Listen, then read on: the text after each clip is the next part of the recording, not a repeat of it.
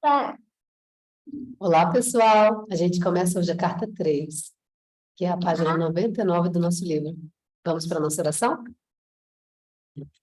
Pai, mãe, vida.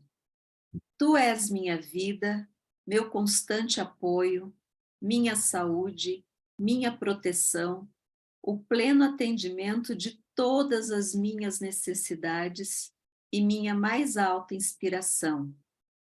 Peço que me reveles tua verdadeira realidade. Sei que é tua vontade que eu seja plenamente iluminada e que eu possa receber melhor a consciência da tua presença em mim e ao redor de mim. Creio e sei que isso é possível. Creio que tu me proteges e me guardas no perfeito amor. Sei que o meu propósito final é te expressar. Quando falo contigo, sei que tu estás perfeitamente receptivo para mim, pois tu és a inteligência amorosa universal que maravilhosamente concebeu este mundo e o tornou visível.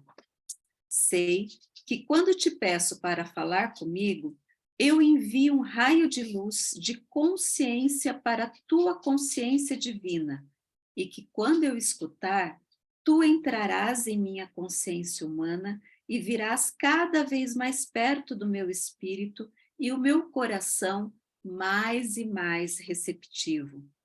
Eu confio meu ser e a minha vida aos teus cuidados.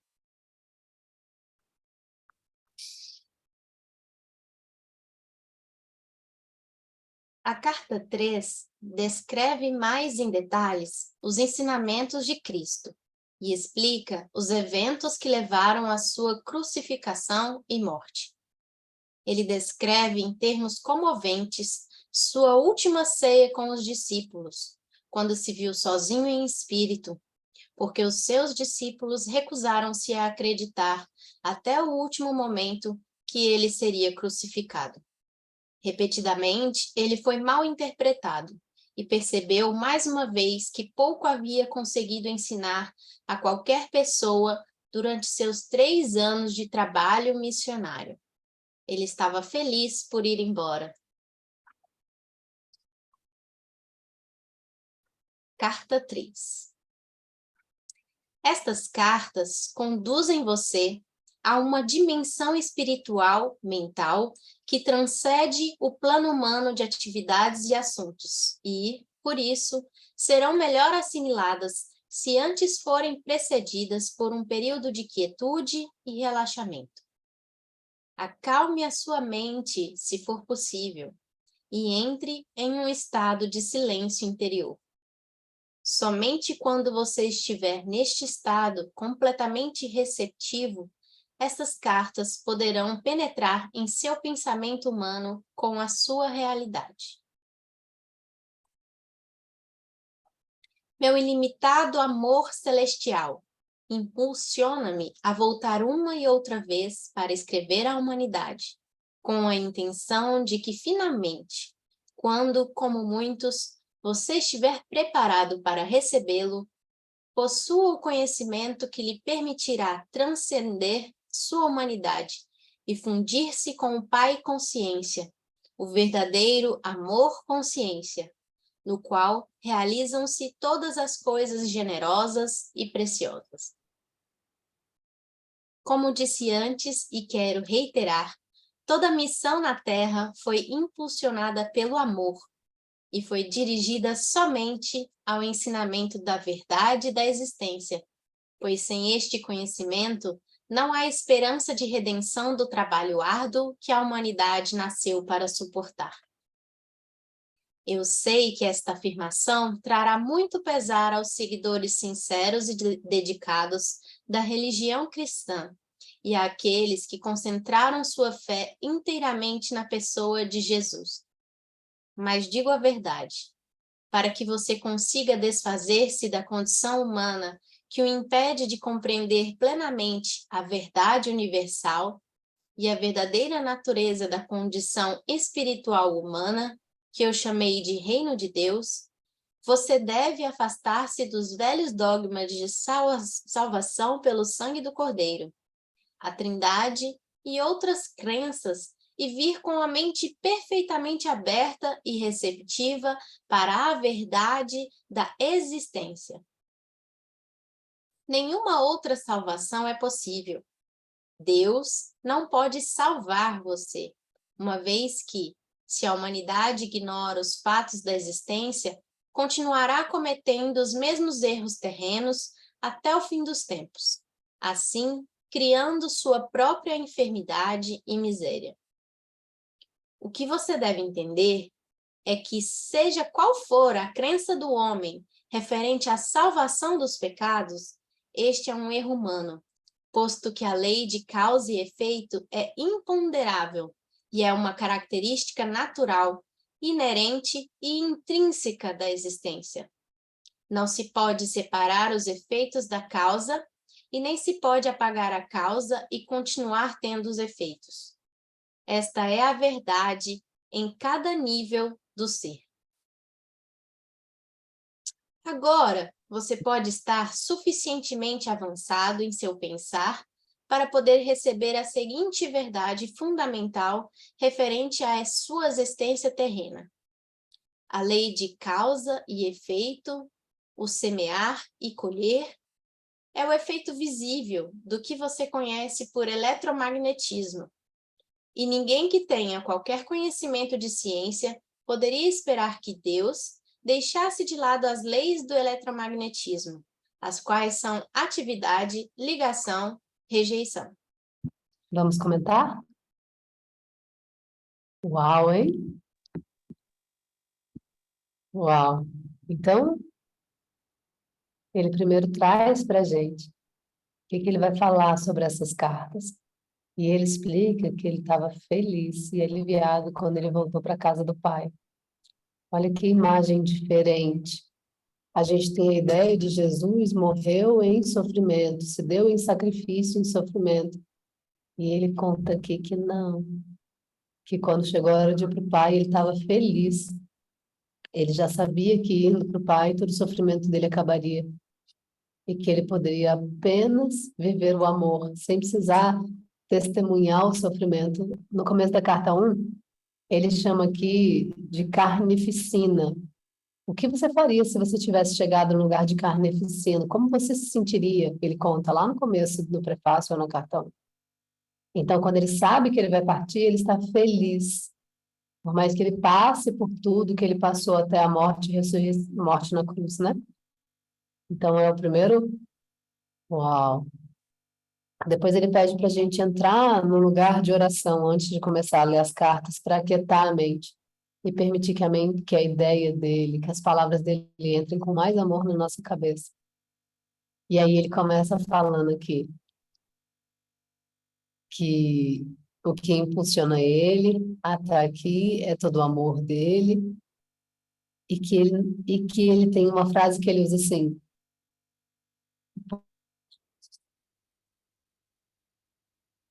tensão do trabalho árduo em que a humanidade nasceu para suportar. E era isso aqui que eu queria comentar. Eu me lembro que a primeira vez que eu ouvi isso aqui, eu falei, como assim?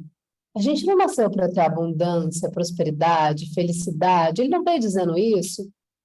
Agora ele conta aqui que nascemos para um trabalho árduo que a humanidade nasceu para suportar. Essa frase não encaixava muito bem com o que ele dizia antes, na minha perspectiva.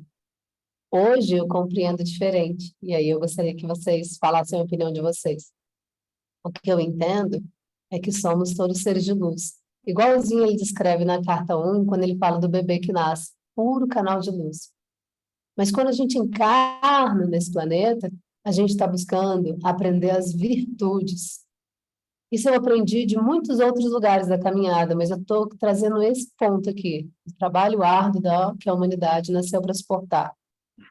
Este lugar em que viemos é um lugar denso, de frequência densa, de muito sofrimento, uma carnificina, como Jesus relata. E a gente mergulha na densidade, porque a gente é ser de luz, e a gente sai desse lugar de puro amor, para onde Jesus volta, e está feliz em voltar, para a gente mergulhar na densidade, e não na sutileza, mas na densidade, na energia densa. E quando a gente vem para cá, a gente recupera virtudes de quem somos, do que fazemos, do que desejamos. E cada etapa da vida nos amadurece em virtudes.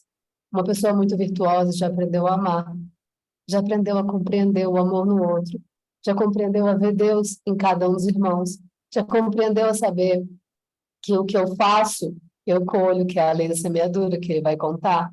Já aprendeu que é amando que se colhe amor, porque Deus está em cada um de nós, não está só em mim ou só em você, está em todos nós. Então a gente opta por livre-arbítrio de mergulhar na densidade. E é por isso que a gente vem para o planeta, para viver essas experiências. Isso é o que eu entendo aqui nessa frase que ele fala. Não é uma esperança de redenção do trabalho árduo que a humanidade nasceu para suportar. Querem falar?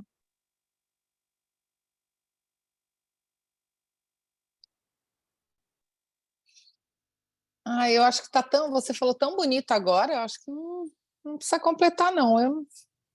Lide, Thalita. Eu também acho que está completo, está tudo certo. Então, tá. Então ele continua falando que se a gente olha para essa história de Jesus e ainda tem ele como a salvação pelo sangue do Cordeiro, porque lá naquela época eles matavam os animais para poder curar os pecados. Então, quem era muito rico tinha cordeiro, quem era pobre tinha só a mandurinha. Quem não tinha dinheiro nem para andorinha não conseguia se refazer dos seus próprios pecados. Por mais que a gente ache que essa história seja insana, hoje em dia, a gente compreende que não faz sentido nenhum matar um animalzinho, um serzinho de Deus para purificar os nossos pecados. A gente ainda chama Jesus de Cordeiro de Deus. A gente ainda acha que ele morreu e deu o sangue dele para nos salvar. E aí, como que a gente pode pensar nisso? Ele fala que não pense nisso. E ele ainda fala mais. Ele fala que Deus não pode salvar a gente. Porque ele fala, tem uma lei da causa e efeito. E essa lei da causa e efeito é imponderável. É uma característica natural, inerente e intrínseca da existência, ou seja, da densidade. Se eu plantei, eu vou colher. É como, um exemplo que eu adoro quando eu dava catequese, eu falava assim para as crianças: olha, os judeus acham muito ruins que são escravizados pelos romanos. Os judeus, os hebreus, né? Os hebreus acham muito ruim que são escravizados pelos romanos. Mas eles acham super de boa eles escravizarem. Eles não têm problema em eles terem escravos, mas eles serem escravizados é um grande problema. Então, assim, eles não estão reconhecendo Deus no escravizado por eles, mas não estão querendo ser escravos. E é um ponto que, quando ele pergunta para Jesus, Jesus, a gente tem que pagar essas coisas para Roma? Jesus responde, dê a César o que é de César. Não porque Jesus queria que eles ficassem se submetendo na escravidão, mas Jesus queria que eles parassem de escravizar, para que eles também não fossem escravizados. Então, quando a gente vai aprendendo as virtudes, a gente vai entendendo que se eu não quero ser explorado, eu não exploro. Essas são as leis da verdade. Essa lei da causa e efeito, do semear e do colher, ela é instantânea, na minha forma de entender, tá? É isso que eu entendi. Não é um karma de outros tempos, é instantâneo, é a lei do magnetismo. Qual é a frequência magnética que eu estou ponderando agora? Mas é óbvio que se eu tenho dores no meu subconsciente de histórias de outros tempos, dos meus ancestrais, de tudo isso que o coletivo conta, isso tudo vai afetar minha frequência de agora. Então, não é que está errado o que nos ensinam sobre lei de causa e efeito, mas é para repensar que eu tenho um centro magnético em mim, hoje, que é Deus que habita em mim. Esse centro magnético emana frequências, e são essas frequências que eu emano agora que me fazem colher aquilo que eu estou plantando agora, porque é instantâneo. E ele conta, isso é uma lei, é a lei da causa e efeito, é a lei da semeadura, mas ele vai explicar isso melhor. Quando ele começa a falar isso, e ele conta com outras palavras, ele vai falar isso como lei do eletromagnetismo, as quais são atividades, ligação, rejeição. E ele começa a explicar a lei. E o importante também, né, Lô, é entender é que quando tem o conhecimento, a gente não precisa ficar repetindo determinados padrões, né? Isso que eu acredito que seja o verdadeiro livre-arbítrio, né? É eu querer mudar a minha frequência, né? Mudar os meus pensamentos, né? Para que realmente a causa, né? E efeito realmente surta, é, como que diz? Uma melhor colheita, né? Se é causa e efeito, então eu vou mudar a minha causa para que o efeito ele reverbere de uma maneira diferente, né? Não preciso ficar repetindo. É o que vocês sempre me contam, né? Do orar e vigiar. Mas quando eu me percebo alterada por alguma coisa ao meu redor, procure ferramentas, procure terapeutas, procure caminhos para que você encontre por que você está se alterando, se você não Sim, descobriu sozinho. é a procura do conhecimento, né? É permitir, né? Fazer a mudança.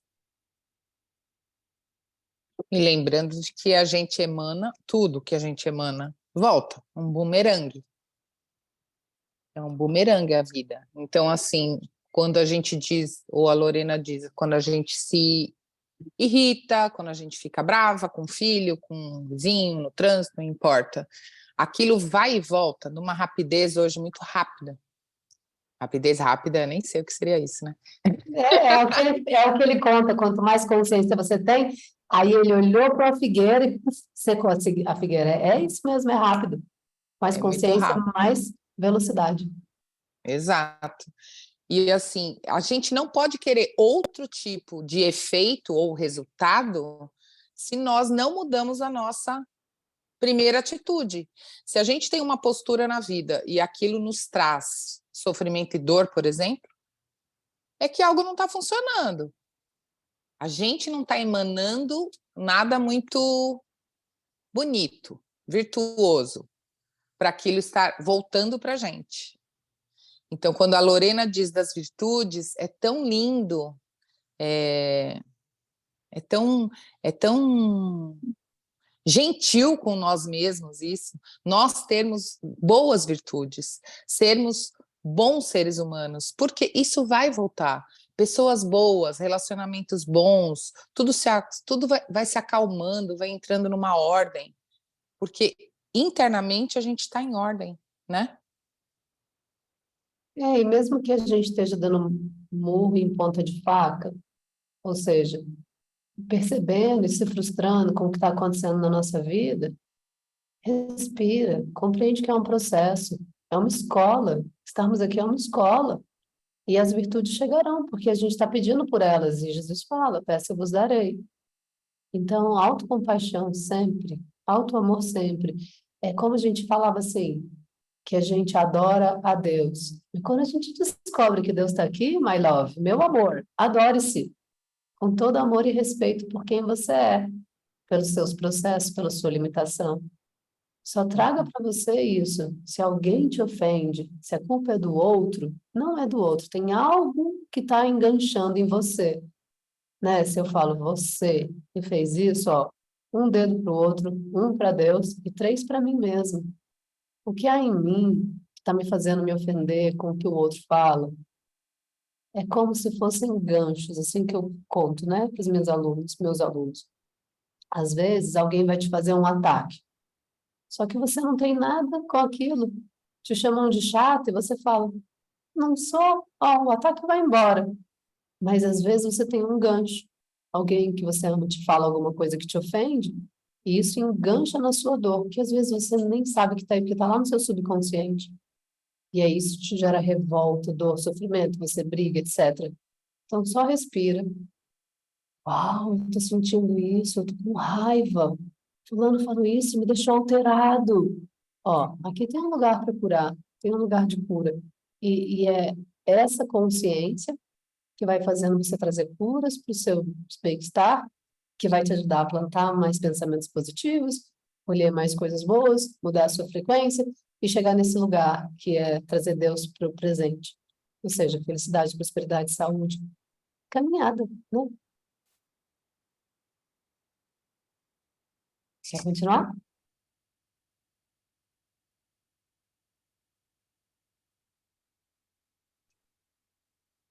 A atividade,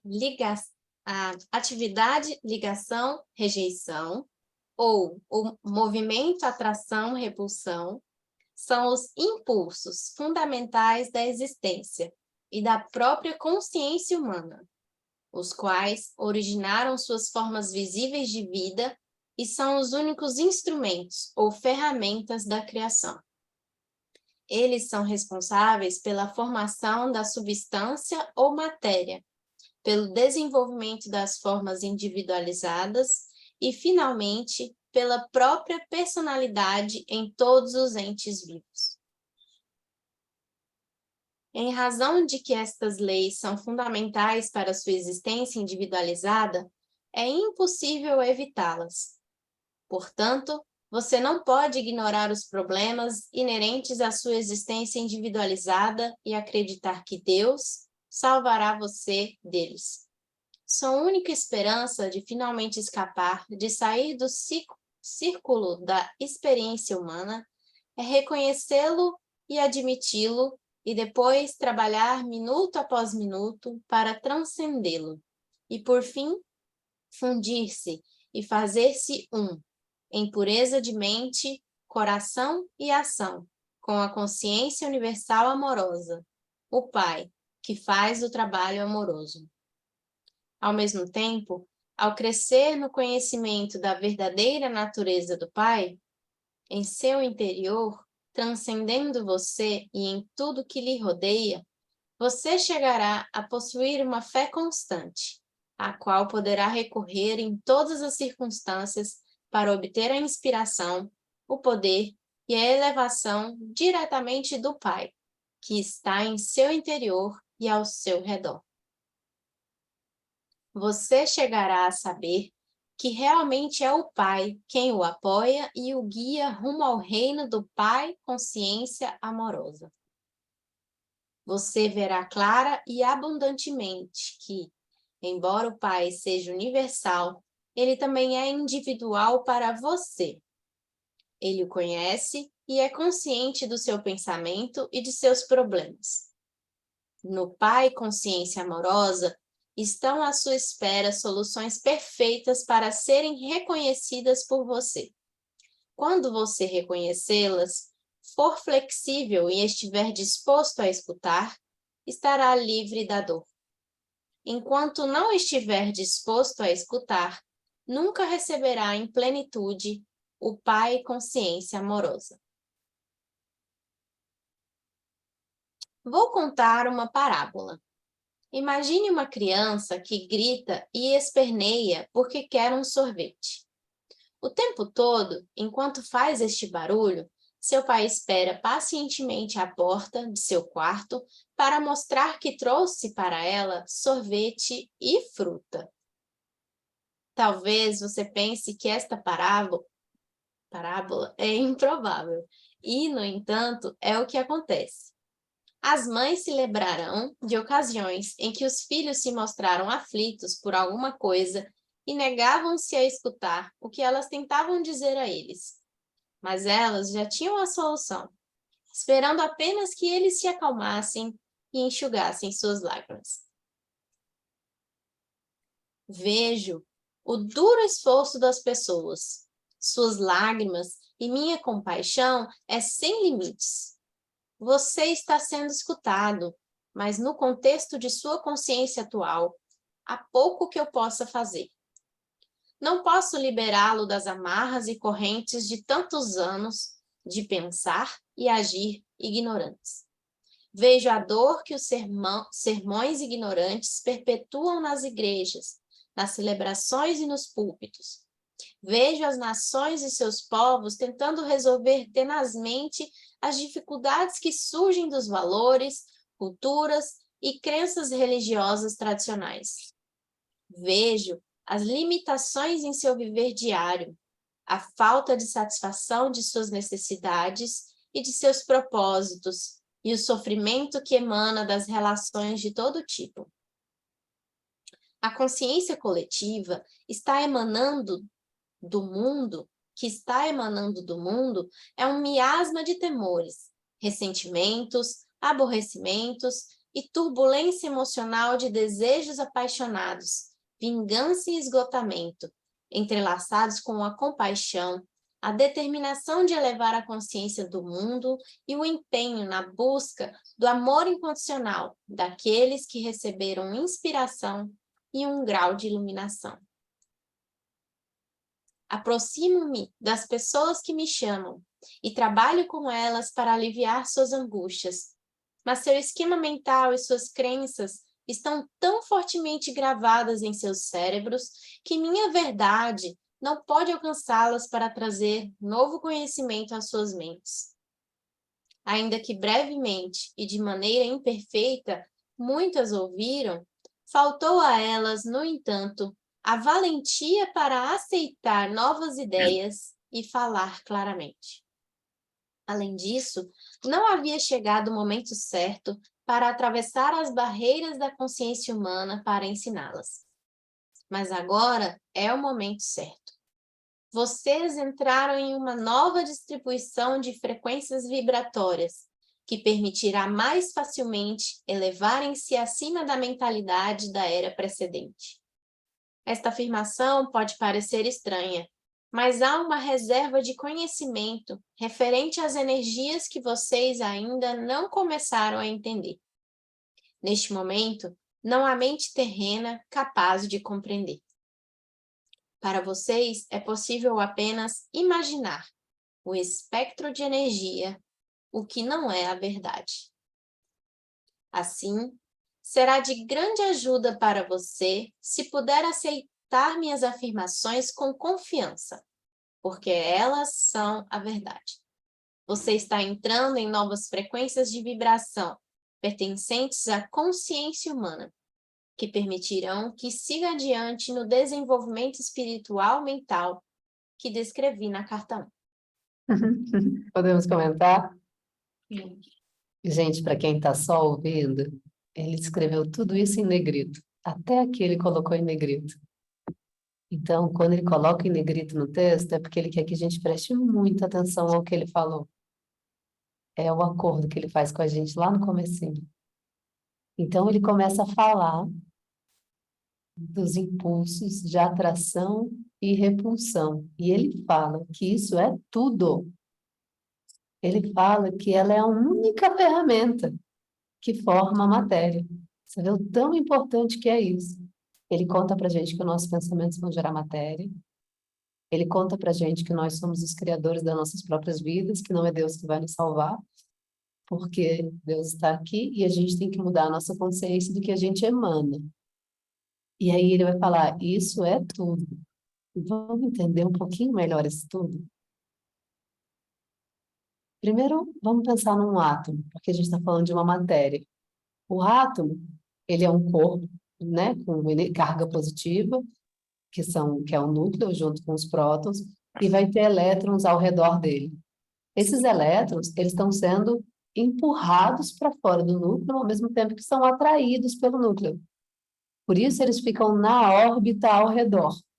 Esse impulso de atração e repulsão é o que mantém o elétron exatamente ali. É como a gente, como planeta, rodando ao redor do Sol. Há uma força que atrai para a gente estar perto do Sol, mas também é uma força que empurra para fora, que é a força centrípeta da rotação, que empurra para fora e que atrai para dentro. Então, isso é atração e repulsão. E todas as matérias têm atração e repulsão.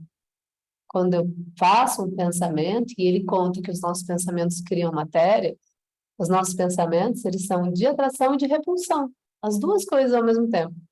E a medida certa desse campo, assim como o elétron ao nosso redor, é chamado de nosso campo eletromagnético, que fosse. E tudo que acontece na nossa vida já está dentro desse campo.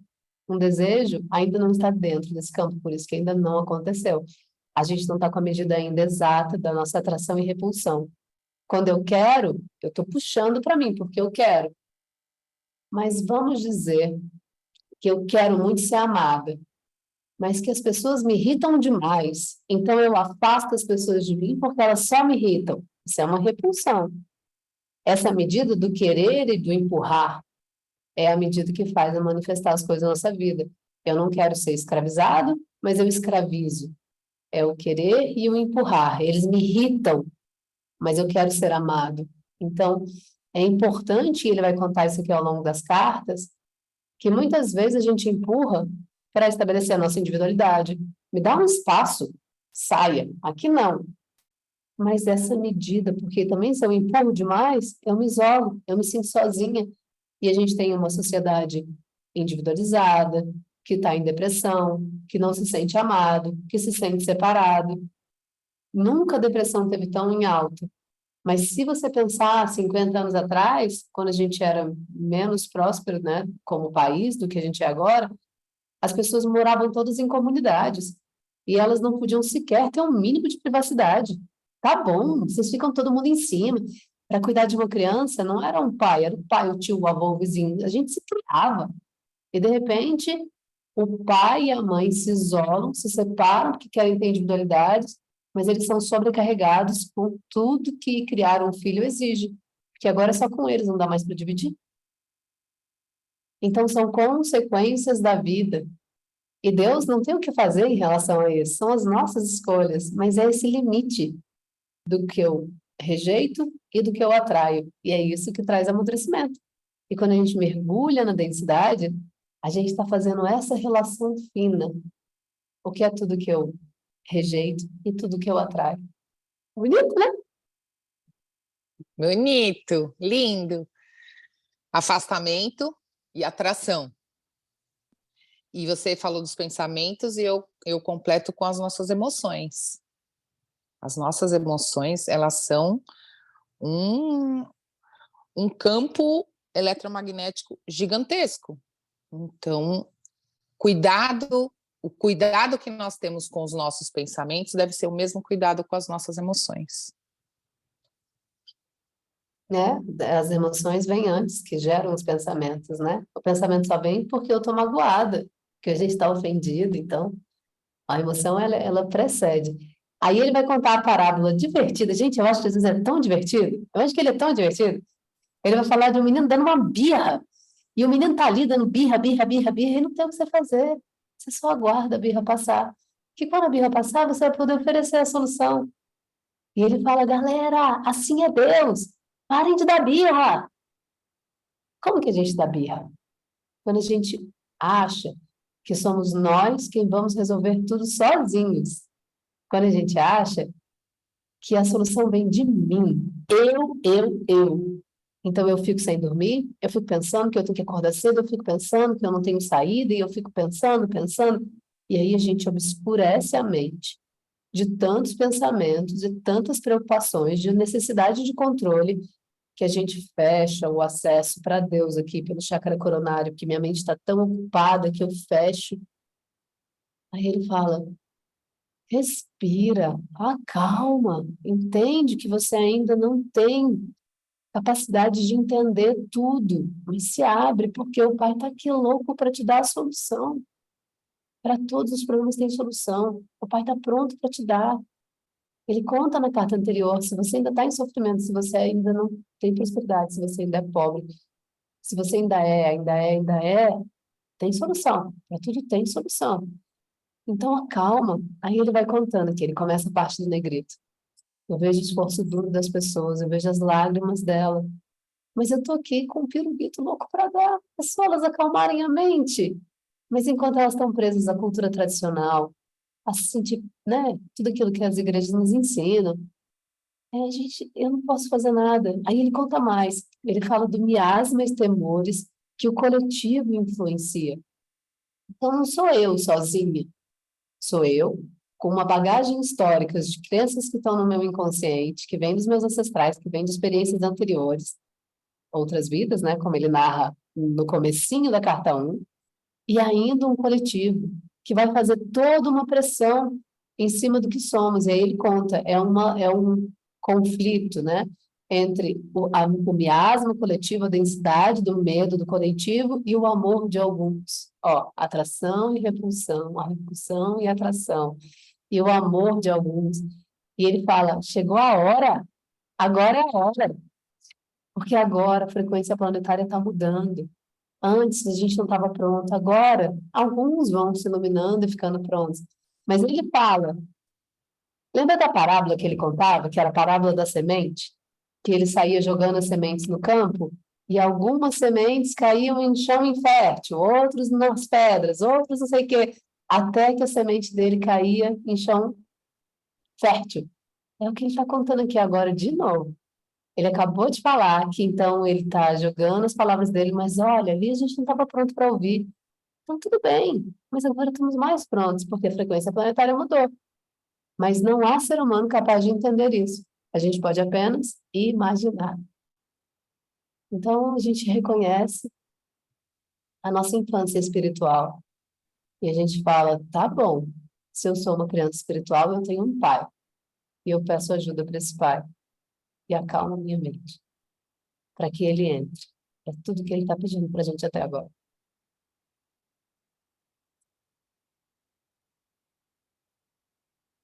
Gente, comenta, vai. Não só eu falo. Não, Mas mas você é está assim não falando tão vale. bonito hoje. Tá lindo. Eu não preciso nem completar nada. Não... Tá lindo. Solo tão bonito e bem amplo. É isso aí. It, né? Não, também acho. Estou aqui só de ouvinte, está muito bom. Então tá, Hoje ela então está inspirada. É. eu fiquei ouvindo as cartas, né? E é muito bom reouvir essas palavras, são sempre enriquecedoras. Então vamos continuar, Thalita, amada. Thalita, se você quiser comentar, porque você fazia várias expressões super divertidas.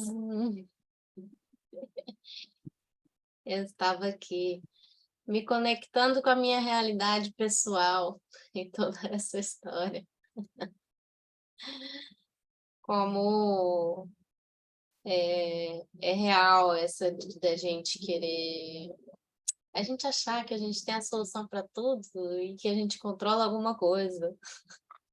E aí a gente se... Bom, pelo menos eu me peguei muitas vezes perdendo noites de sono e de repente algo surge assim de um lugar que você nem imaginava mais e era aquilo que você queria e aí depois você descobre que nem era aquilo que você queria. E a vida é assim, vamos fazer o quê? Eu acredito que muitas coisas mesmo que a gente carrega, às vezes de vidas passadas, às vezes dos nossos antepassados, a nossa crença cultural, assim, e a gente vai carregando isso até que uma hora a gente se encontra ali no meio e pensa, será que isso aqui ainda faz sentido? Ou será que isso aqui fazia sentido há muito tempo atrás, mas hoje em dia já não faz mais? Então eu fiquei, enquanto você estava falando, eu estava refletindo nisso tudo, me identificando com a história toda e pensando que realmente o que eu tenho buscado colocar em prática é esse soltar, esse relaxar, esse realmente deixar o pai cuidar, sabe? Né? Porque é literalmente uma criança dando birra, querendo um sorvete, sem saber que o sorvete está ali na sacolinha. Legal. É Então isso eu aí. estava refletindo a Thalita aqui, criando a sua consciência e tendo que todos os dias orar e vigiar, né? Se policiar para não cair no mesmo padrão comportamental que na verdade gera angústia e gera sofrimento, sabe? Então, enquanto você estava falando, eu estava pensando em tudo isso. Mas você percebeu que de tanto orar e vigiar ficou mais leve? De tanto pensar em controlar seus pensamentos, uma hora é natural, já está mais leve. A gente já Sim, limpou muita coisa na casa. A sim. gente continua E não limpando. tem problema nenhum passar por tudo isso, né? E não tem É, problema cair, levantar, é. né? E Quem nunca, também né? tem a questão do sentir, né? Que é incrível como eu percebo muito no meu corpo a sensação, assim. Em mim vem muito medo, De repente eu tô sentindo aquela coisa ruim no meu corpo, meu Deus, você tá com medo de quê? E aí, às vezes é bem desafiador, assim, literalmente esvaziar o corpo e a mente, sabe? Isso de que ele falou, olha, para vocês entenderem tudo que isso aqui limpa a mente de vocês, às vezes para a gente entender o que a gente sente, você não precisa nem muito entender, mas tipo, acalmar esse sentir, a gente precisa fazer esse movimento, né? Ah, tá, tô pensando o quê? Limpa a mente, respirar, né? Para poder limpar o sentir. Então, eu tô aqui nesse momento reflexivo com toda a história dessa carta. Essa carta é incrível, né? Vamos ler mais um pouquinho hoje? Assim, Deixa eu vamos falar um lá. pouquinho. Agora eu fiquei inspirada. Quando a Lorena citou no comecinho, né, do trabalho árduo que a humanidade nasceu para suportar. Então, se a gente olhar esse pedacinho do livro que foi lido exatamente sobre o miasma coletivo, da consciência coletiva, se a gente olhar palavra por palavra, entre vírgulas, os temores que a Thalita acabou de citar na vida dela, nós estamos vivendo a nossa vida e existem medos que estão dentro da gente, que vêm por nossos ancestrais, vêm pela cultura que a gente tem, vem por uma série de fatores, não é só um fator ou dois fatores, são vários fatores que faz com que nós sintamos medo, não só medo, outros sentimentos também. Outro, ressentimentos.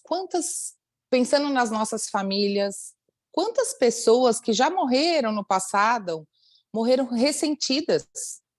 Ressentida com a irmã, ressentida com o pai, ressentida com a tia, com a avó. Isso eu estou falando até num núcleo mais fechado familiar. Mas, assim, o quanto isso está impregnado nas nossas células, nas nossas memórias, porque quando esses fatores, né, que nos impedem como a Thalita fala, meu corpo está com medo e ele enrijece, e, meu Deus, o que acontece? Limpa a mente. Não é tão fácil assim, né? É um trabalho árduo mesmo, suportar tudo isso. Mas, às vezes, esses temas como medos, ressentimentos, aborrecimentos, turbulência emocional, que a gente fica tomada por uma emoção, desejos apaixonados, uma coisa que a pessoa quer, só que ela não faz nada para obter o desejo, ela quer que a coisa caia na frente dela. Vingança, esgotamento, dívidas, segredos. Eu estou aumentando aqui, né? Isso tudo está tudo meio embaixo do tapete, do nosso tapete emocional. Mesmo que a gente fale assim, hoje a gente vive uma vida mais light, mais feliz, só que aqui, isso tudo, ela está ali embaixo escondida e de repente ela aparece. E se você não tiver ferramentas para você lidar com isso, você não sabe se isso é seu, se é da sua avó, se é da sua bisavó, se é de ancestral, se é do planeta como um todo. Porque imagina quantas pessoas que foram sacrificadas, como diz aqui, quantas pessoas morreram, quantas pessoas sentiram medo, quantas pessoas sentiram ressentimento, e isso fica estagnado no planeta como um todo. E é um trabalho árduo a gente poder olhar para tudo isso, acolher tudo isso e se conectar com o que mais nos inspira, mais nos alimenta, que é o amor. E você olhar para todos essas palavras, temores, ressentimentos, e amar tudo isso, porque faz parte também da gente, só que com uma visão diferente, nós podemos acolher mesmo, e aquilo não fica tão grandioso, tão desconfortável, tão incomodando a gente no nosso dia a dia, né? Era isso que eu queria falar. Muito Você bom. está falando, e eu estou até pesquisando aqui para achar o trecho. Hoje eu ouvi isso do trabalho árduo. As igrejas, elas contam que a gente pode mudar a realidade em nós com o trabalho árduo. E aí eu lembro que no Evangelho segundo o Espiritismo também conta isso.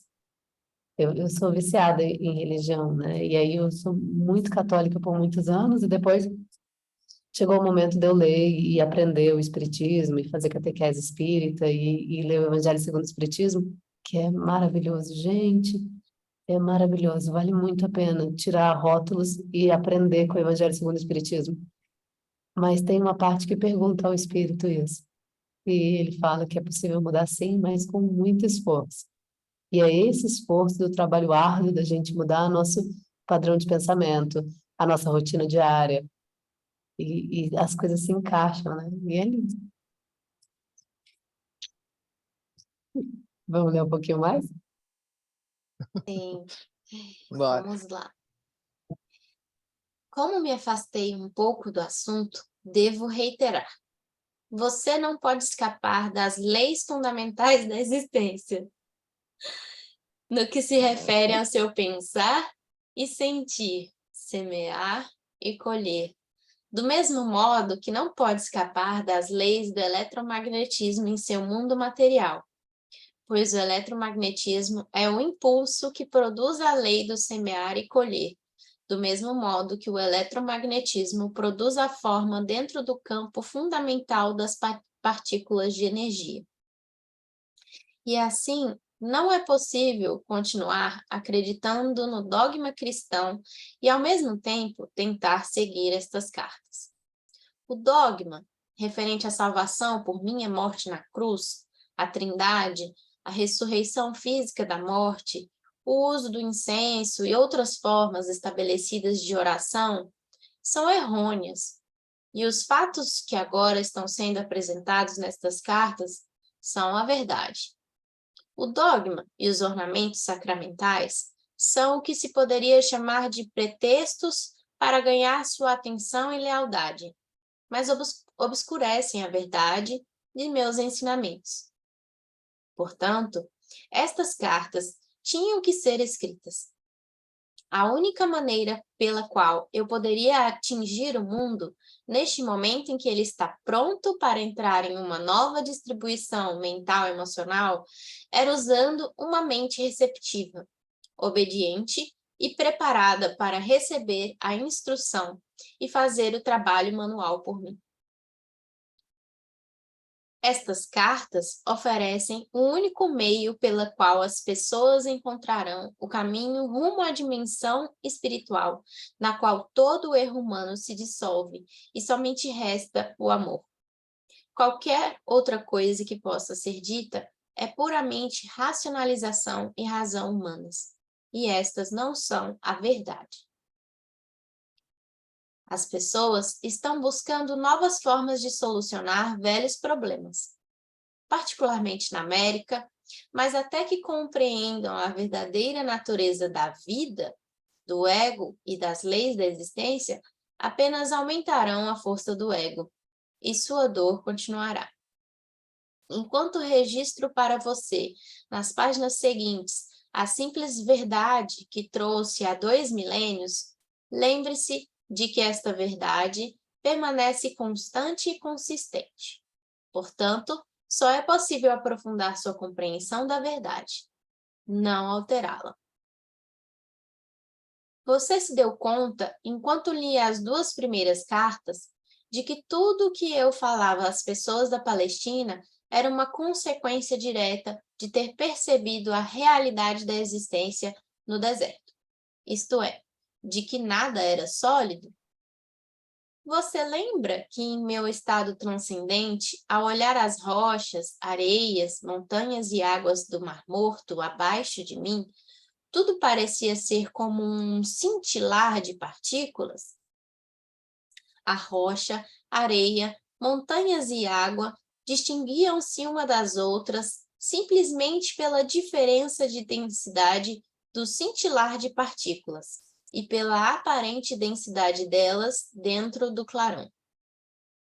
Não há outra maneira pela qual eu possa descrever o que vi, quando estava na Terra, para transmitir os fatos referentes à verdadeira substância da matéria e à aparente construção sólida do mundo. Em linguagem moderna, o cintilar de partículas provavelmente seria chamado de vibração de partículas. Talvez, se pudesse combinar os dois termos e descrever a realidade visível mais fundamental como um cintilar de partículas.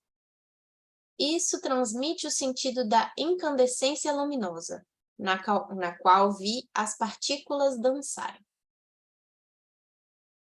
Tendo dito tudo isso como introdução para o relato de minhas atividades na Palestina, deixe-me levá-lo para um outro dia, 2000 anos atrás, quando o sol brilhava, o céu estava limpo, azul, claro, e comecei a subir as colinas com meus discípulos, em uma tentativa de afastar-nos para descansar, meditar e orar.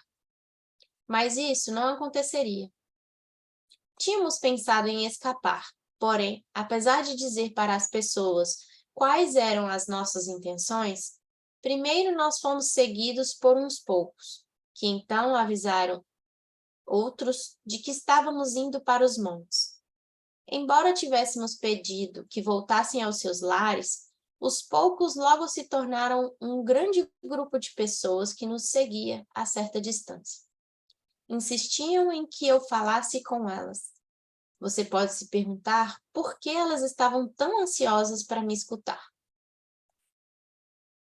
Intuitivamente, elas sabiam que eu falava palavras de vida.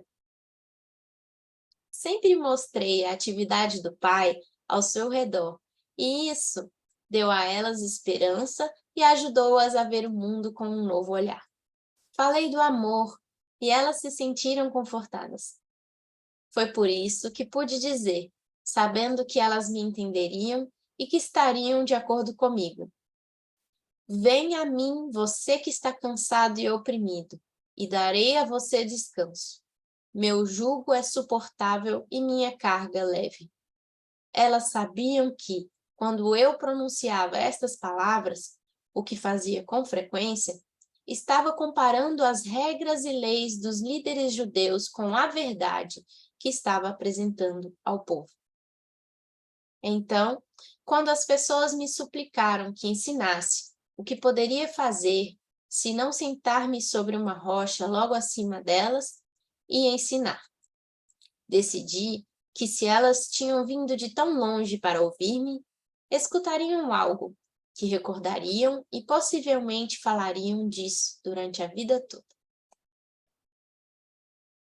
Eu sabia que, apesar de tudo, o que tinha dito a elas acerca do Pai e o Pai Amor ainda tinham medo de que Deus as rejeitasse. Embora eu tenha tentado ajudá-las a compreender que o Pai de quem falava não era o Deus personalizado que elas adoravam, sabia muito bem que estavam confusas. Mesmo tendo dito uma vez e outra vez que o Pai estava em seu interior, continuavam preocupadas sobre receber um castigo vindo do alto por acreditarem em minhas palavras.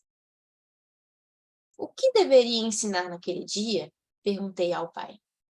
Então, observei as cabras e as ovelhas que estavam pastando na colina sob o vigilante cuidado de seu pastor, e a mensagem para esse dia me veio ao espírito.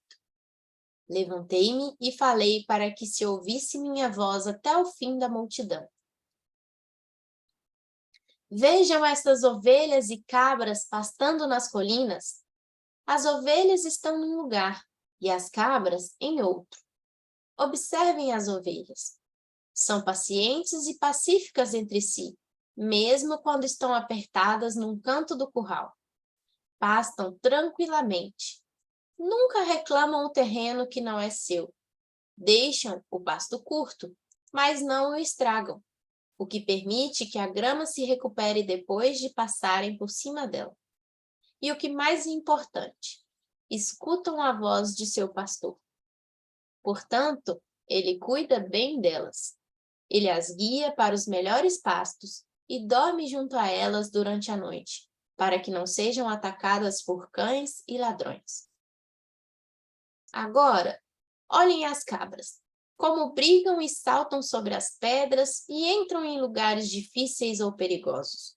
Devoram as sarças e a folhagem das árvores. Elas são espoliadoras. Se não fosse por sua utilidade para o homem, não haveria outro lugar para elas, a não ser ficarem amarradas o dia todo ou serem enviadas para o deserto. Vejo-os aí embaixo, e sei que no meio de vocês há muitas ovelhas, e que também há muitas cabras. Houve alguns murmúrios aborrecidos, mas, em geral, as pessoas se davam empurrões e puxavam os cabelos uns dos outros, apontando as cabras, rindo e concordando com a cabeça. Era bom vê-los sorrir, e assim continuei. Vocês podem reconhecer as ovelhas pelos seus lares, pelo modo como convivem com os vizinhos e como são vistas por toda a comunidade. Assim também vocês podem reconhecer as cabras. É possível que elas tenham muitos amigos? Houve um forte clamor da multidão. Não! Seguido de muito riso. O pastor segue as cabras e cuida delas. Ou elas têm que se cuidar sozinhas e chegar por si mesmas em casa à noite para ser ordenhadas. De novo a multidão ria e respondia de maneiras distintas, algumas muito engraçadas e engenhosas. E assim é com aqueles que são ovelhas e aqueles que são cabras.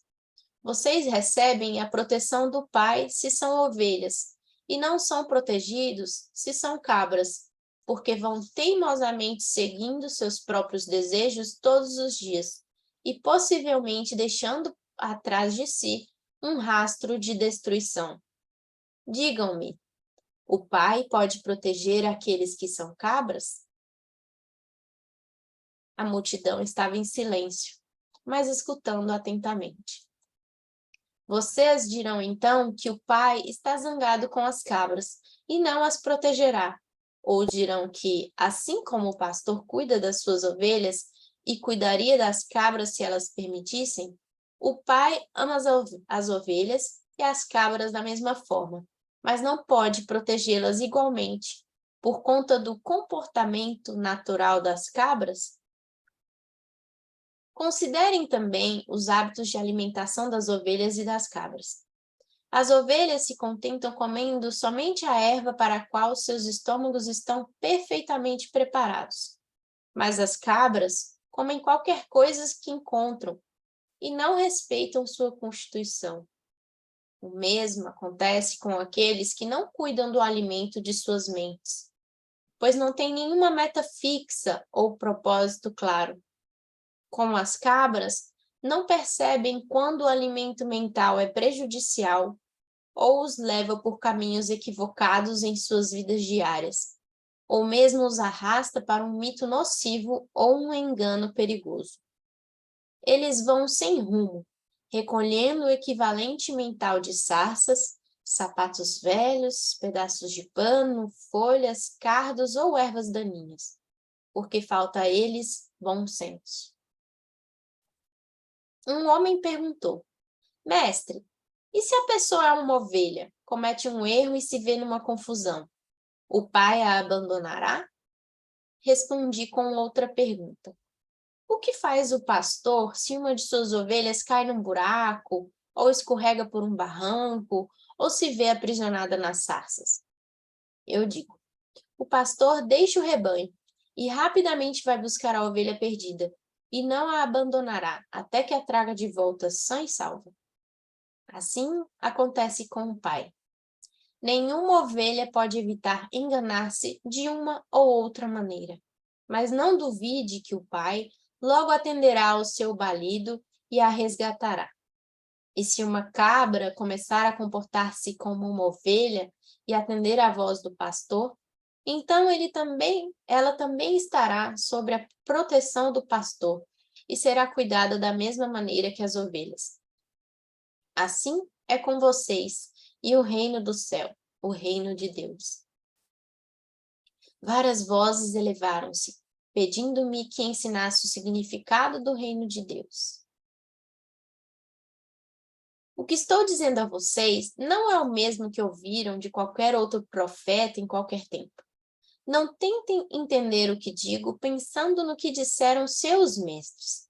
Eles podem somente repetir o que está nas Escrituras e não possuem nenhum conhecimento pessoal do reino de Deus ou do céu. Deus não está contido em nenhum lugar, mas está em todas as partes, como estão os céus e o ar sobre vocês. A Santa Palavra pronunciou a verdade quando disse: em Deus você vive, se move e tem o seu ser, pois o reino de Deus está acima, ao redor e também dentro de vocês, e vocês podem entrar no reino de Deus. As pessoas exclamavam com impaciência: mas o que é isso? É um estado de mente e de coração, no qual você está plenamente possuído por Deus, seu Pai. Quando você está neste estado, o Pai é a cabeça de seu corpo e dirige tudo que você faz e toda a sua vida. Algumas pessoas resmungavam: como isso é possível? É possível estar tão vazio do eu, de desejos egoístas, inimizades, raiva, ciúmes, cobiça, de desejos de vingança, que somente Deus fique no controle de sua mente e de seu coração. E depois, o que acontece? Perguntou uma mulher. Então, você entra no estado de ser, que é dirigido por Deus. E isto é totalmente belo e glorioso. É o amor, é generosidade, é cuidar dos demais como cuida de si mesmo. É não julgar, pois você aceita os outros tal como são, sabendo que também são filhos de Deus, que estão igualmente sob o cuidado do Pai.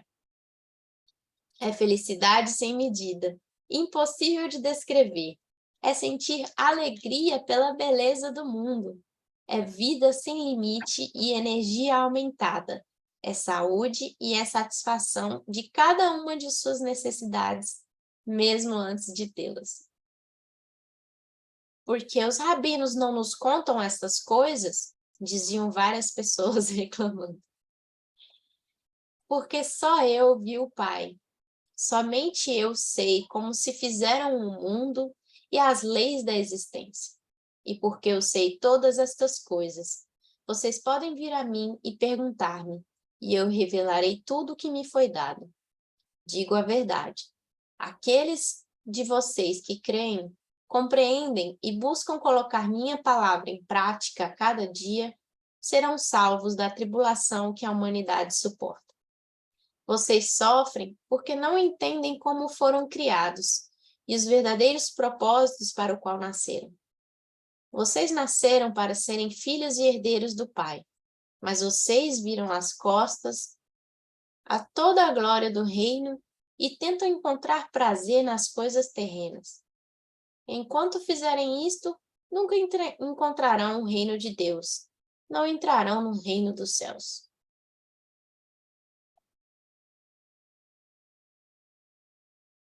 Como entraremos no reino? Eu já disse, vocês entrarão no reino dos céus quando se arrependerem de tudo o que vocês são em seus corações e mentes. Quando vocês levarem a maldade ao Pai e pedirem perdão e força para serem limpos de seus pensamentos, palavras e atos malignos, e finalmente os abandonarem todos. Então poderão ter certeza de que estarão prestes a encontrarem o reino dos céus. Quando alcançarem isso, perceberão que sua atitude para com os outros estará mudando, pois o Pai estará fazendo o seu trabalho amoroso em seu interior. Vocês estarão livres das correntes e amarras dos desejos e atos malignos que antes os aprisionavam e os faziam cativos no mundo. Mais do que isso, compreenderão que o Pai satisfaz todas as suas necessidades. Uma mulher exclamou: Mestre, tenho uma necessidade agora mesmo. Tenho fome. As pessoas riram, mas então várias vozes uniram-se à sua, dizendo: Estamos Gente, com... desculpa, eu esperei chegar até aqui, que essa parte vai ser linda. E a gente vai deixar para o próximo encontro, quando ele vai explicar o milagre da multiplicação. Então, ele fez todo esse sermão, e aí a mulher fala, mestre, eu tenho fome! E aí as pessoas vão rir, e aí ele vai falar da fome, do milagre da multiplicação do pão. Mas tem tanta coisa rica para a gente falar até aqui, e a gente vai comentar isso tudo que a Thalita leu agora, para a gente poder deixar para a próxima semana a fome e a multiplicação dos pães, tudo bem? Sim. Então, né? Uau! Quanta coisa ele falou aqui, né? Vamos ordenar um pouco o pensamento, porque ele explicou muitas coisas. Ele começa dizendo que ele não poderia descrever de outra maneira o cintilar de partículas. E mais para frente ele vai dar o exemplo da cabra e da ovelha. Então, o que eu entendo é que ele estava dizendo que dentro da matéria, são os corpos, esse cintilar de partícula, que são as células, cada uma é diferente da outra. Cada uma tem uma funcionalidade, não há uma melhor ou uma pior, há apenas células diferentes. Quando ele vai contar da ovelha, da cabra, ele fala também que as duas são diferentes. Não há uma melhor ou uma pior. Ele fala, a cabra tem utilidade. E é porque tem utilidade que ela não é jogada no deserto. Mas a cabra deixa a vida dela ser mais difícil do que a vida da ovelha, que é mais bem cuidada. E ele vai falar assim, que intuitivamente, antes de eu voltar para a cabra e para a ovelha, as pessoas sabiam que ele falava a verdade, porque ele falava palavras de vida. Isso é importante ressaltar aqui, porque a partir desse livro, a gente não começa mais a ter referências externas sobre se isso é verdade ou se isso é mentira. A gente respira fundo e a gente vê como a gente sente. A gente sente que esse livro é uma enganação? Deixa para lá. Se você sente que esse livro é uma verdade, ele vai tocar o seu coração, porque intuitivamente a gente segue a nossa verdade. E mesmo que ele estivesse trazendo conceitos completamente diferentes dos conceitos dos rabinos, as pessoas ainda assim ouviam, porque eram palavras de vida. Elas queriam acreditar que Deus não era aquele Deus punitivo, mas elas tinham medo, como tantos de nós têm medo quando reza o Pai Nosso e fala, seja feita a vossa vontade. E se a vontade de Deus não for a minha, isso quando eu compreendo que Deus mora em mim, a vontade de Deus é a minha, porque é melhor do que a minha. Porque Deus enxerga muito mais do que eu enxergo. Ele só quer coisas boas porque ele só quer o amor. Então, compreendeu que a sua intuição te levou até agora. Quando você ouviu essas palavras, elas eram palavras de verdade ou elas eram palavras de, será que ele está inventando? E seguir a sua intuição. Jesus fala várias vezes que os rabinos, eles explicavam coisas que eles leram dos outros profetas, mas eles não podiam dizer o que eles sentiam, porque quem sentiu foi o profeta, ele está falando do profeta. Da mesma forma, aqui a gente está falando do que Jesus explica, mas ele está convidando cada um de nós a falar o que a gente sente. A gente passa a ser a nossa referência e não os outros, mas para isso precisa de coragem. Lembra que a Marília acabou de falar de que é difícil às vezes, persistência, é essa persistência que é difícil, sabe? É você assumir o que você sente e você falar assim, eu sinto e eu confio e eu vou no que eu confio. Isso é difícil, isso é uma quebra de paradigma. Todo mundo fala para a gente fazer o que todo mundo faz. Então, o processo de mudança é trazer para cá. O que eu sinto, no que eu acredito. Qual é a palavra da minha verdade agora? E aí ele fala, aí ele continua, né? Vem em mim você que está cansado e oprimido, pois o meu jugo é leve, é suportável e minha carga é leve. Porque ele está tirando o conceito do pecador e está trazendo para as pessoas conceitos de amor e de alegria. Então ele vai explicando do Pai amor, mesmo que as pessoas tenham medo desse Pai amor. E aí ele vai explicando por que você está com medo do Pai amor. Olha, se você está com medo de ser assaltado, observa o que você faz quando você explora o outro, quando você julga o outro. Ele está trazendo esses conceitos que ele faz dando todo momento. Aí ele vai fazer a parábola. E são muito legais as parábolas de Jesus, porque só quem viveu na pele consegue contar histórias tão bem contadas. E talvez tudo que a gente vive na nossa vida é para a gente poder saber essas histórias com detalhes. Quando a gente mergulha na densidade, a gente entende a densidade. Quando eu só observo de longe, talvez eu não entenda ela. Então, ele vai contar. A ovelha, ela não é melhor do que a cabra. E eu lembro que quando a gente leu esse livro, a gente discutiu isso da primeira vez. É melhor ser cabra ou é melhor ser ovelha? A cabra parece ser mais divertido, parece ser mais livre. Ela pula, salta, faz o que ela quer. Mas, ao mesmo tempo, ela vai comer sapato, ela vai comer bicho ruim, ela vai ter um monte de bicho pericando nela, ela vai ter um monte de machucado no corpo, ela vai ter o estômago dela sempre em dor. A ovelha não vai ter nada disso. A ovelha vai estar sempre tranquila, entre amigos, sendo cuidada pelo pai. As que se perdem são resgatadas pelo pai pastor. Então, você é livre para escolher se você quer ser cabra ou quer ser ovelha. E se você for cabra, não sofra. Curte ser cabra. Mas aí você está com dor no estômago, dor no corpo. Ah, eu fui cabra. Agora eu estou com dor. É parte da vida. É como quem fuma a vida inteira, depois está com problema no pulmão e fala, eu estou com dor no pulmão. Tudo bem, não foi bom fumar a vida inteira para quem optou por fumar.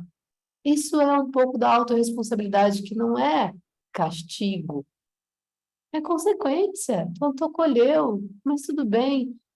Procurar levar com leveza o que a gente está colhendo e pedir para o pai: pai, agora eu quero ser cabra, agora eu quero ser ovelha, cansei de ser cabra. Foi isso que ele falou. Ele falou assim: se a ovelha, se a cabra quiser ser ovelha, é só pedir para o pai que ela vai virar, que ela vai ser cuidada pelo pastor da mesma maneira. Só que ela não vai mais poder ser arredia, não vai mais poder sair comendo sapato, fugindo, derrubando cerca. Não é diferente da gente. Se eu quero ter um casamento calmo, não posso pular cerca, né? Acho que eu fiz só por causa da cerca. Mas são consequências da vida. Mas será que eu quero isso? Ou será que eu não quero? Jesus vai explicando aqui ao longo do caminho que é como se, imagina que a vida do amadurecimento espiritual fosse um trilho de trem. E que às vezes a gente pede para se afastar desse trilho de trem. Para que quando a gente volte com clareza do que eu quero. Às vezes eu preciso experimentar a maldade, para eu ter clareza de que é com bondade que eu prossigo. E não há nada de errado, por isso que ninguém é melhor do que ninguém.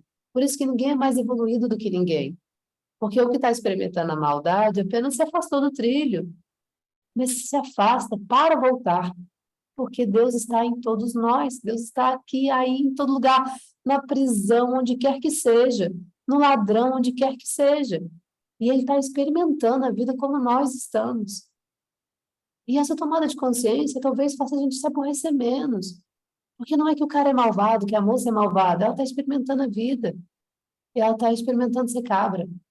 Será que você ia querer ser ovelha a vida inteira? Entendeu? Que ovelha chata. Eu quero ser cabra um pouco. Isso é a vida. É pular a cerca quando quiser, mas é arcando com as consequências de ter um monte de bicho no corpo, um monte de dor depois. Não há a visão de que um é melhor ou que o outro é pior. Mas se você colheu o sofrimento, você entende que tá bom. Como que eu plantei mesmo? Ah, não, Deus. Ah, não, Pai, Criador. Cansei de ser cabra. Dá para eu ser ovelha agora? Dá sim, dá sim. Calma o coração, esvazia a mente, aprende a meditar, confia, reza, deixa Deus entrar. Tudo bem. Você vai experimentar outra coisa, sabe por quê? Porque por mais chato que pareça ser ovelha, é inundado de amor, de químicas. Deus, a gente é feito para isso, para ser bondoso, calmo, feliz em comunidade. Então, quando a gente faz o bem a alguém, a gente recebe um monte de doses de hormônio de volta, isso é químico, e aí você sente prazer em ajudar. E porque sente prazer em ajudar, ajuda de novo, tipo um vício. Porque a gente é feito para ser isso. Então, experimentar ser ovelha é uma experiência também depois de você ter sido muito cabra. Ou depois de ter sido muito ovelha, querer ser um pouco de cabra. Adoro. Você está ótima hoje. Mas foi isso que ele falou aqui, não foi? E quando as pessoas, tem gente que o pessoal truculento, né? Ele conta aqui que ele estava contando as coisas e as pessoas se bufeteavam, se batiam. Imagine que tempo, quando as pessoas eram tão cabras, tão truculentas umas com as outras, né? Tão longe de enxergar Deus no próximo. Muito interessante ele contando isso aqui, muito divertido. Mas eu acho que hoje tá igual. Deve estar, né? Talvez não tão igual, mas é muito interessante como as pessoas eram broncas, né? Aí ele fala assim, que quando você pede, o pai logo atenderá ao seu pedido e resgatará a ovelha. E uma cabra, e se uma cabra começar a se comportar como ovelha e atender a voz do pastor, então ela também estará sob a proteção do pastor e será cuidada da mesma maneira que as ovelhas. Assim é com vocês no reino de Deus. Aí as pessoas falam, mas o que é o reino de Deus? Por que você é uma ovelha? Aí ele vai falar, tenta entender de uma outra forma. É um estado de espírito, é um lugar onde você tem alegria, onde você esvaziou o seu eu, os seus desejos egoístas passaram. Não tem inimizades, não tem raivas, não tem ciúmes, não tem cobiça, não tem desejo de vingança. Somente Deus fica no controle, porque Deus é a pura alegria. Então você está em pura alegria o tempo inteiro. Tipo, em puro êxtase o tempo inteiro. Se tem uma droga, você é a melhor das drogas, entende? É isso o tempo inteiro. Agora a gente não está pronto para isso. Ele fala, ninguém aqui está pronto para isso, galera. Aceita isso. Ninguém aqui está pronto ainda para esvaziar o meu eu, o meu ego, a minha necessidade, né? Eu preciso de bens materiais, eu preciso de um carro melhor, eu preciso de uma casa melhor, eu preciso de mais viagens, eu preciso de mais. A gente ainda está na atração e na repulsão. A gente está caminhando na vida, a gente ainda não é santo, né? Como dizem. Mas sabe um que eu adoro? Que foi o Gandhi. Adoro quem conta essa história é o Hélio Couto. Ele fala que quando o Hélio Couto o Gandhi compreendeu, ele falou: euzinho, vou libertar a Índia da opressão da Inglaterra. Aí ele fez o que fez, foi lá para Inglaterra, para a África do Sul. Eu vou ajudar com a apartheid. Ajudou com a apartheid, voltou para a Índia. Eu concluo o processo. Libertou a Índia. Ensinou para a gente a comunicação não violenta, que, aliás, eu estou lendo esse livro recentemente e é maravilhoso como ensina, como é desafiador ensinar os filhos sem violência, sem opressão. Né? A Marília, uns dias atrás, uns meses atrás, me perguntou se Jesus obrigaria os filhos a fazer as coisas. Eu falei, você acha que não obrigaria? Você acha que eu vou sentar e não vou colocar, e não vou obrigar a colocar o cinto? Né, Mar? A gente teve essa conversa. E agora, lendo a comunicação não violenta, eu vou me esforçando para educar eles de outra forma. Que eu quero que eles tenham plantado no coração deles não tantas correntes e ataduras, de que eles têm que ser forçados a fazer coisas porque eu digo, mas o que eles sentem? Que os desejos deles são respeitados, que quero que eles tenham crenças assim, mais leves, né? E está sendo super desafiador. Então, o Gandhi foi só isso. Ensinou para gente como ter uma vida de comunicação não violenta, como libertou a Inglaterra, a Índia da Inglaterra, depois o apartheid. E ele fez tudo isso aqui, ó. Tudo isso aqui que Jesus falou, ele se esvaziou do eu dele, de desejos egoístas, de inimizades, de raivas, de ciúmes. E o ego dele era um ego saudável, que não era mais um ego egoísta, mas era um ego que fazia para o bem de todos. Então, não é que no planeta não tiveram pessoas assim. A gente teve vários exemplos, né? Matéria de Calcutá, aqui no Brasil a Irmã Dulce, várias pessoas que fizeram isso e outras que a gente nem sabe. Mas essa é a nossa caminhada. Reconhecer que a gente tem um ego super egoísta ainda, que a gente ainda precisa o eu para mim, que isso é natural, que é o nosso desejo de atração, mas que a gente também repulsa as coisas porque a gente se sente esgotado de ser abusado, a gente tem medo. Então, o medo é a repulsão. Eu tenho medo disso, então eu afasto, mas eu atraio o que eu desejo. E essa relação é a relação do que temos, até que a gente vai conseguir chegar nesse lugar de se esvaziar dos nossos desejos egoístas, porque a gente já sabe que as nossas necessidades são supridas. Então, a gente pode estar nesse estado do ser, que é puro amor e generosidade. Não porque a gente vai ser pisado, né? Aquela expressão bíblica, se alguém te der um tapa, ofereça a outra face. Não é apanhe do outro lado. A outra face é a outra perspectiva. Alguém te dá um tapa? E aí, mostra uma outra perspectiva disso. Fala, irmão, por que você me bateu? Tá tudo bem com você? né? É outra perspectiva. E só a caminhada pode dar isso pra gente, né? E aí eles perguntam, por que que os rabinos não contam essas coisas? Ué, porque eles não vivenciaram isso. Ou seja, para a gente estar aqui falando essas coisas para vocês, a gente está falando porque é o que a gente tem vivenciado. Mas é o que a gente tem vivenciado e o que você tem vivenciado. Quais são as suas experiências? Quantas vezes você levou um tapa da vida e você ofereceu outra perspectiva e que resultado que se deu? Porque o exercício desse livro é sempre de sentir a sua intuição, a sua vida. Aí eles perguntam, como que a gente entra então no reino dos céus? E aí Jesus vai falar, quando se arrependerem de tudo o que vocês são em seus corações e meios. Gente, mas o arrependimento não é a gente falar assim, com culpa, sabe? Aí eu me arrependo, eu tenho culpa. Eu perdoo. Aí ele fala aqui, e quando pedirem perdão, e pedirem forças para serem livres dos seus pensamentos. Pedir perdão nada mais é do que compreender que você não tem o que perdoar. Olha que duro isso. Alguém me bateu, alguém me sacaneou, alguém me roubou. Mas agora eu entendo que era o que eu estava precisando vivenciar, ou que era o que eu estava emanando, era o que o meu campo estava pedindo, porque eu também já tinha feito mal a outras pessoas, ou porque eu também precisava aprender essa virtude. E depois dessa experiência, eu aprendi essa virtude e me tornei uma pessoa melhor. Não é um castigo, não é porque eu também fiz isso, mas porque eu pedi para Deus para aprender essa virtude. E eu aprendi. Então, irmão, obrigado pelo que você me ensinou e eu nem tenho o que te perdoar. O perdão verdadeiro é esse, é o que nem tenho que perdoar, porque entende Deus no outro. Entender isso significa que uma parte de você também tem responsabilidade por tudo isso que aconteceu, porque você estava pedindo isso naquele seu desejo de rejeição e de impulso de atração. Mas isso é uma coisa muito profunda para seguir nesse caminho agora. Eu acho que só o que tem que ficar aqui é que o caminho para o reino de Deus é ir limpando a mente e deixar Deus entrar.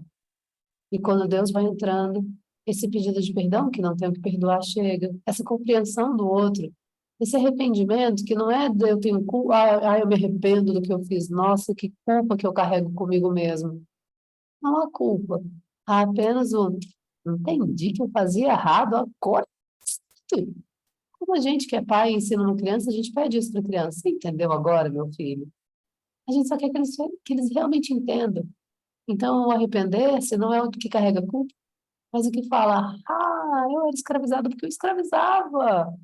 Tudo bem, não vou mais escravizar. Ai, meu Deus, mas como vai ser se eu não tiver mais alguém que vai fazer minha comida? Como vai ser se eu não tiver mais alguém que faça isso? E as soluções virão. As providências do coletivo virão. Numa outra perspectiva. Isso é a confiança. É isso. Muito lindo. Muito bonito.